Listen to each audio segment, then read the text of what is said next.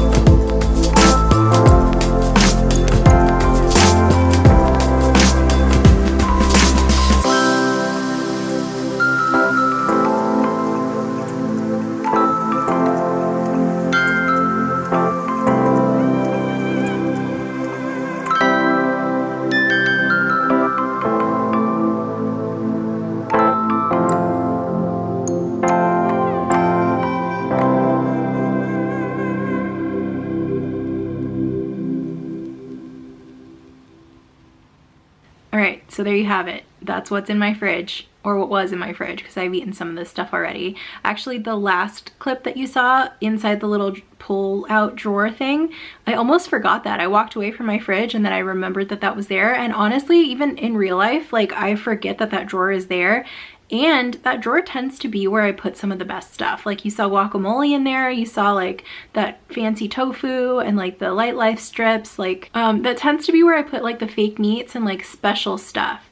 And then I forget about it. So then when I remember it's there, it's like Christmas. Anyway, guys, that's it for this video. I will film the pantry one and post that, and then I'll also have the Thrive Market video coming. I think my box is supposed to arrive within the next day or two, so I'll be posting that.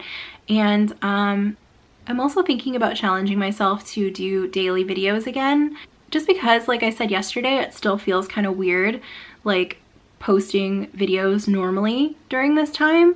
It's like a little bit hard to get myself excited about it. So I feel like if I make it a job and say like, yes, you have to post daily videos, then I will show up and I will do it. So I think I might do that. Also, Pensone is rocking the cat tree here.